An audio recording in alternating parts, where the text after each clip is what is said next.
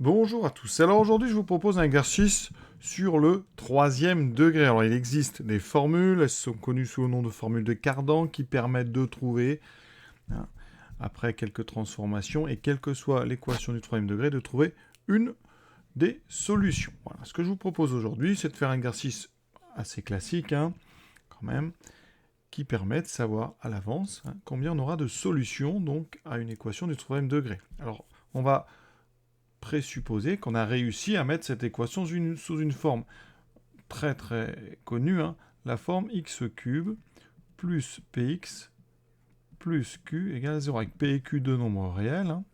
Et cette forme, c'est celle utilisée pour pouvoir appliquer les formules dites de Cardan que je vous montrerai à la fin, qui permettent de donner une solution de cette équation.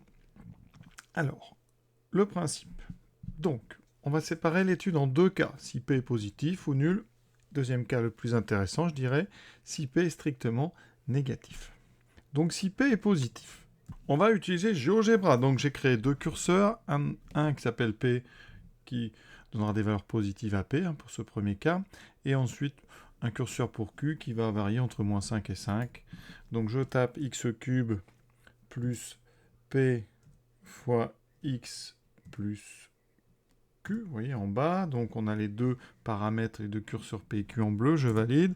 Ici, c'est donc le cas P égale 1, Q égale 1, c'est-à-dire x plus x plus 1. Et vous voyez qu'ici, il n'y a qu'une seule solution.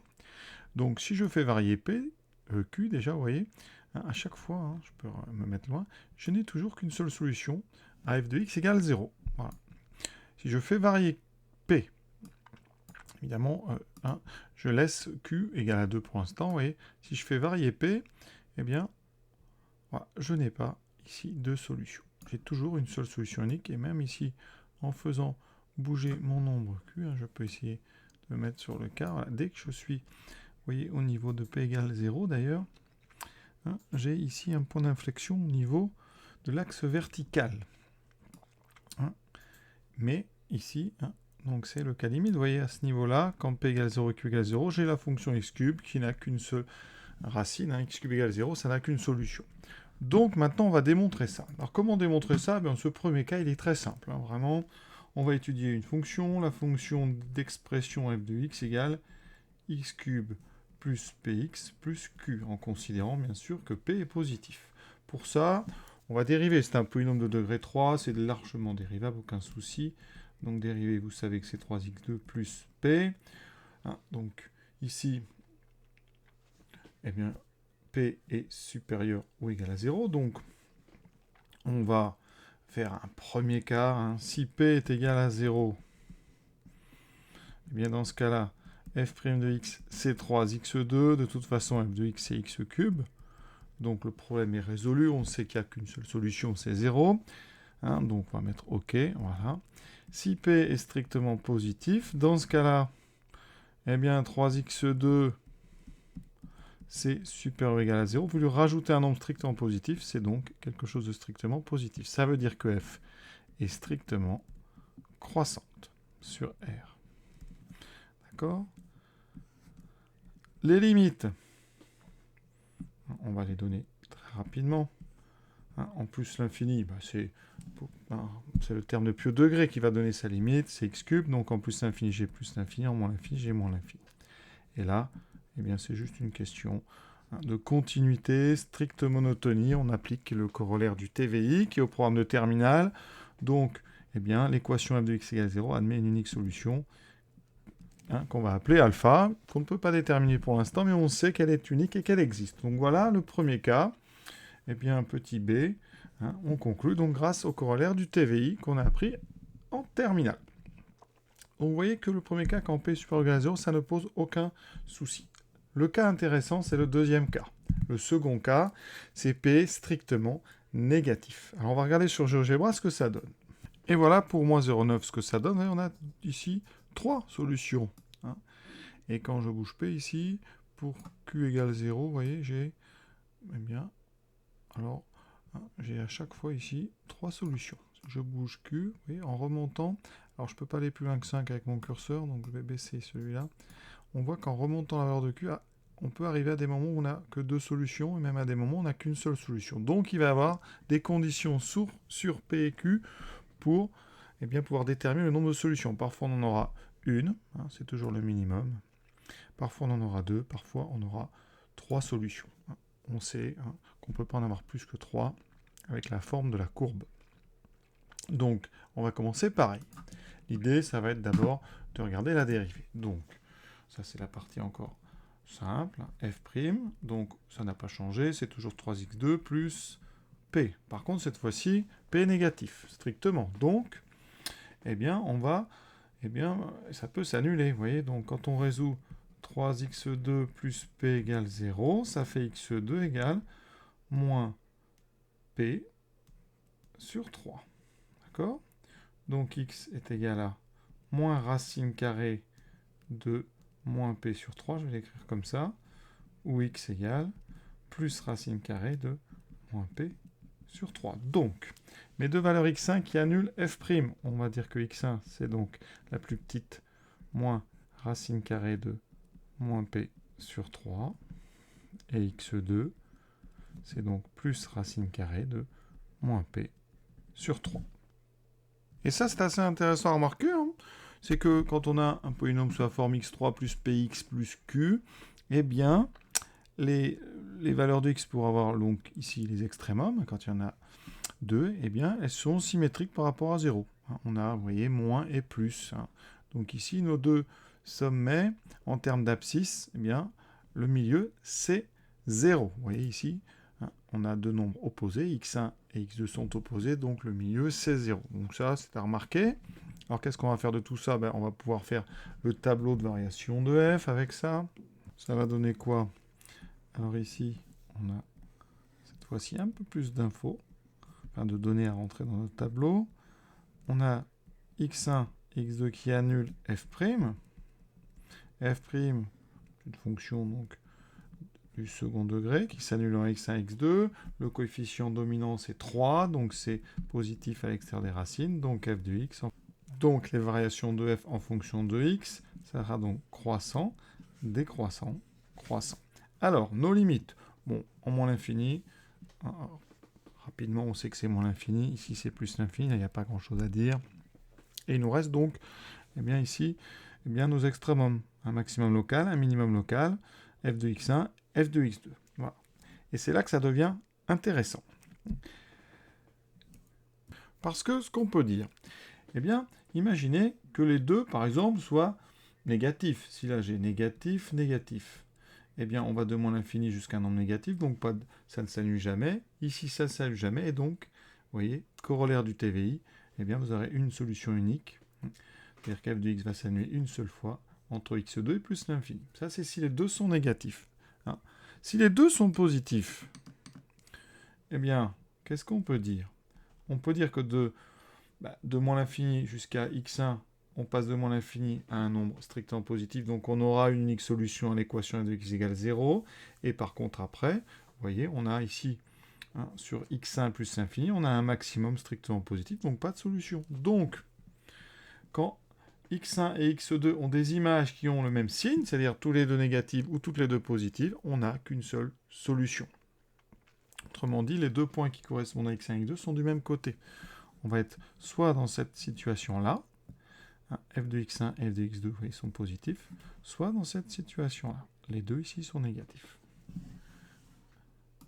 Dans le cas où les deux seraient de signe contraire, alors je vais représenter les deux cas. Vous aurez ceci.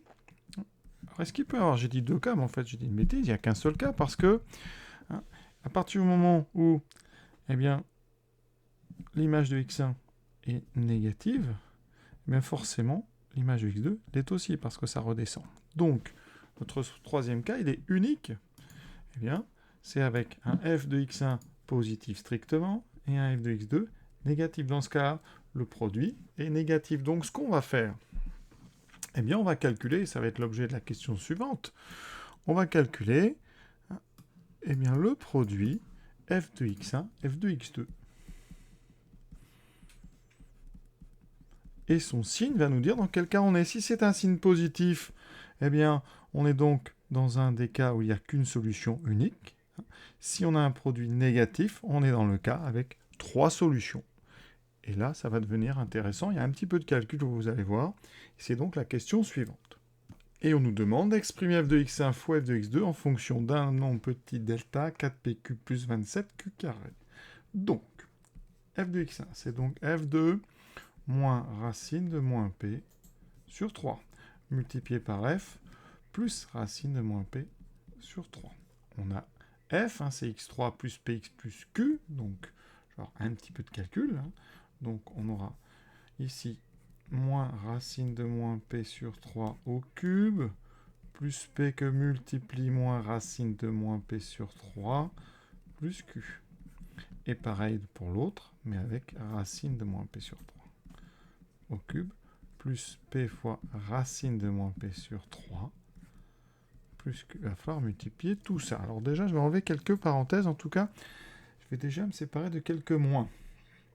Ici, j'ai un premier moins, je vais le mettre en jaune, vous voyez, qui est dans un cube. Donc un moins dans un cube, eh bien ça peut sortir. La fonction cube est impaire, donc moins, ici, moins p sur 3, voilà, en racine au cube. Pardon, on est encore dans la parenthèse, non, au cube, c'est bon, petit cube. Ensuite, ici, on a un moins, je peux le mettre devant, moins p, racine de moins p sur 3, plus q. On continue ici, il n'y a rien, donc je vais laisser comme ça.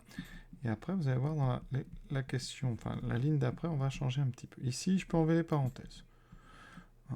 Donc on va commencer, parce qu'on a beaucoup de parenthèses, voilà, plus q. Et là, je vais remettre un tout petit peu d'ordre dans chacun des deux facteurs. Alors, le premier facteur, je vais d'abord écrire q ici. Ensuite, je vais écrire le moins. Et je vais mettre les deux autres, comme il y a un moins devant, à l'intérieur d'une parenthèse. Donc j'aurai q moins racine de moins p sur 3 au cube, plus p racine de moins p sur 3. Voilà.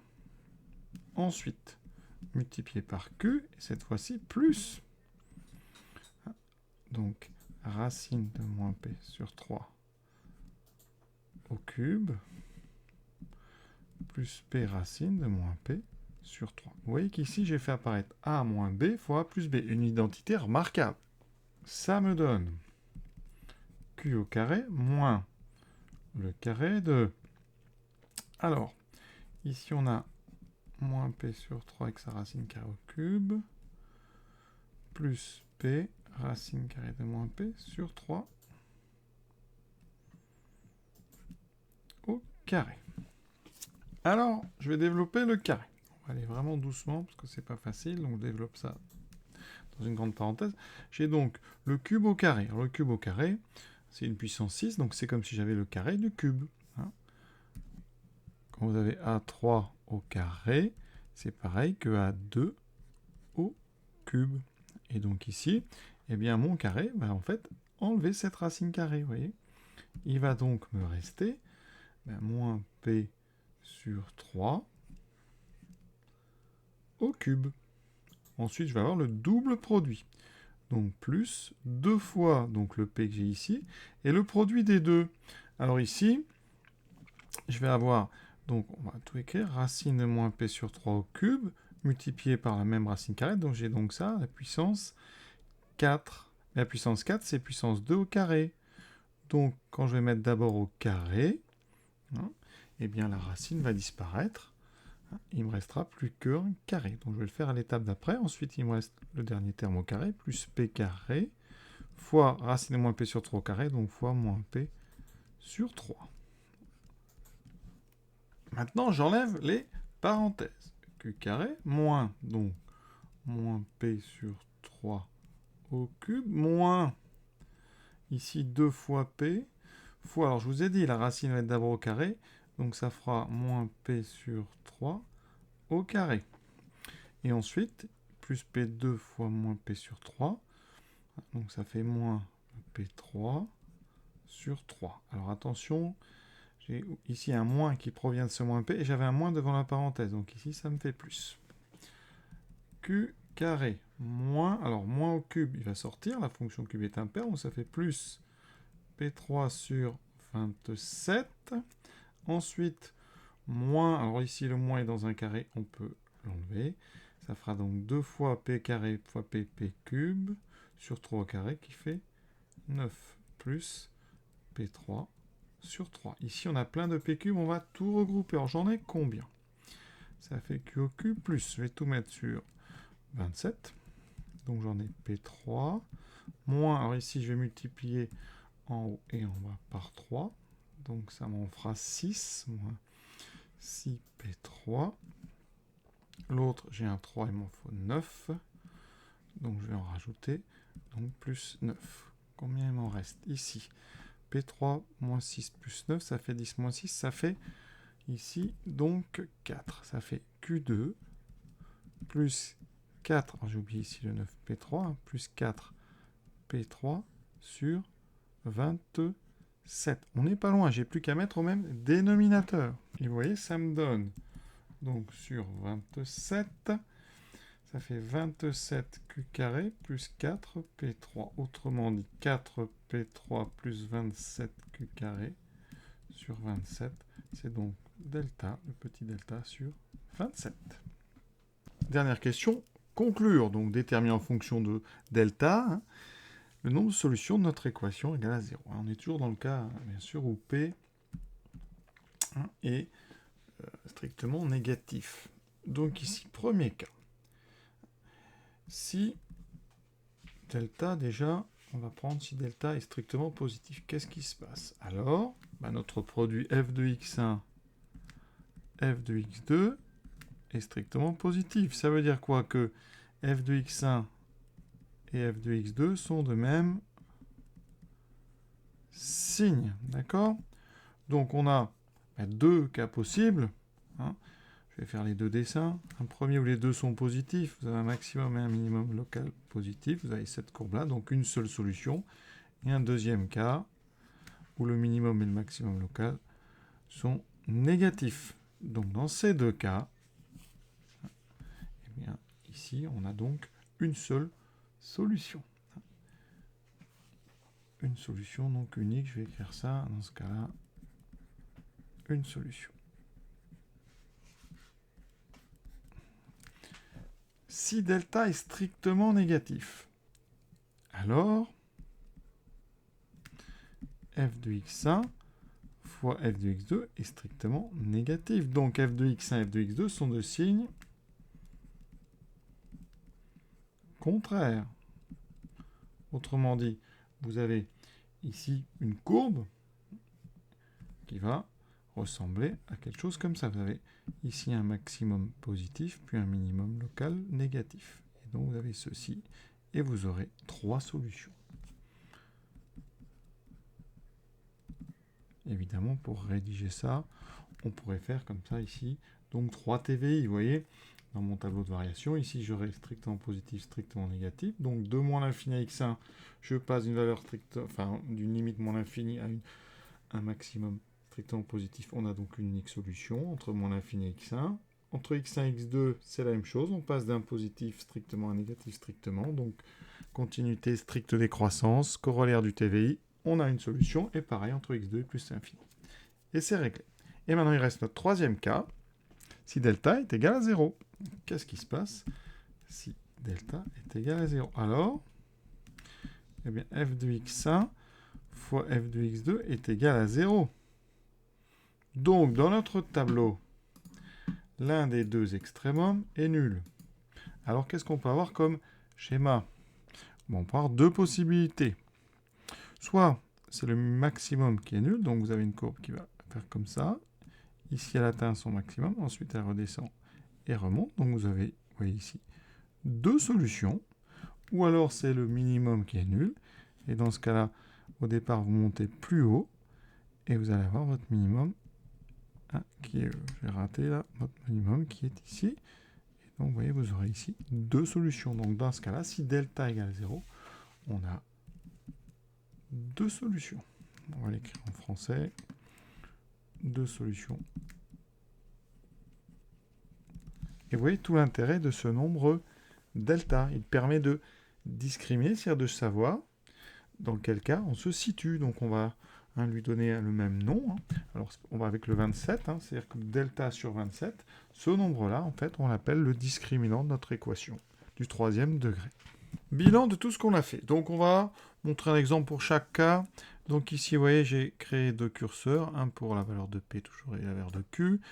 Ici, j'ai pris P égale 0, Q égale 0. Vous voyez, ça a tracé la courbe de x au cube. J'ai effectivement une seule solution. Maintenant, si je prends un nombre P positif, par exemple, le 2. Voilà. On essaie de mettre 2. Ensuite, je prends un nombre Q différent de 0, donc négatif ou positif. Vous voyez, dans tous les cas, ici, on n'a qu'une seule solution. Hein. Par exemple, si je prends Q égale 3, ça donne ceci. Dans ce cas-là, j'ai calculé delta, vous voyez, ça donne bien un delta strictement positif. Dans le premier cas, on a un delta égal à 0. C'est un cas particulier. Alors maintenant, si je prends un nombre P négatif, par exemple, moins 3. Vous voyez tout de suite, hein, voilà. Si je veux deux solutions, hein, ici, eh bien, je peux prendre par exemple Q égale 2. Quand je prends P égale moins 3, Q égale 2, je suis dans un cas où je n'ai que deux solutions. Et quand je calcule le nombre delta, je trouve effectivement 0. Et on a vu tout à l'heure, quand delta est égal à 0, on a deux solutions, hein, si P est strictement négatif. Ensuite, un cas où delta est strictement positif avec P négatif, je peux augmenter la valeur de Q. Si je mets Q égale 3, eh bien, je n'ai plus qu'une seule solution. Hein, et dans ce cas-là, vous voyez que j'ai un delta, je l'ai calculé, qui est strictement positif. Et si je prends un nombre Q plus petit, je prends par exemple Q égale 1, vous voyez, cette fois-ci, j'ai trois solutions, et j'ai un nombre delta qui est strictement négatif. Donc voilà un petit peu l'illustration de tout ce qu'on a fait. Pour info, vous trouverez, hein, sur Internet ou dans des bouquins, des formules qui sont dites des formules de Cardan qui permettent de trouver une solution d'une équation. Attention, c'est pas exactement celle-ci en général, c'est l'équation x3 égale px plus q. Donc px et q sont du côté droit. Donc il faut faire attention. Si vous voulez adapter les formules à ce qu'on a fait nous, il va falloir changer 2-3 petits trucs. C'est-à-dire que nous, ici, il faudra appliquer cette formule, mais en prenant donc à la place de p, vous allez être moins p, et à la place de q, vous mettrez moins q. Donc pour nous, hein, si vous voulez avoir une formule qui fonctionne, qui donne des solutions de ça, eh bien, il faudra prendre la racine cubique de donc q, je mets moins q sur 2, plus la racine de 27, alors q au carré le moins, on n'en tient pas compte. Par contre, 4p au cube, ça fera plus 4p au cube. Et vous retrouvez, vous voyez ici, dans ma racine carrée, en haut, je trouve le petit delta dont on a parlé, 27q carré plus 4p au cube.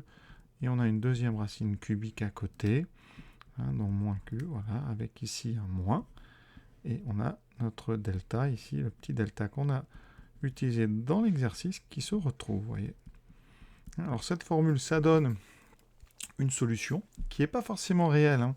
Si ce qu'on a sous la racine n'est pas supérieur ou égal à 0, on est très très embêté. Et donc c'est ça qui a amené les mathématiciens, donc du nom de Tartaglia, Cardan et d'autres, hein, Bombelli, Ferrari, à imaginer un monde où les nombres peuvent avoir des carrés négatifs, et ce monde, c'est le monde des nombres imaginaires, les complexes. Alors, c'est pas le lieu pour développer ça, mais je vous invite bien sûr à vous renseigner. Je vous souhaite une bonne fin de journée à tous après ce très bel exercice, en tout cas très intéressant. À très bientôt.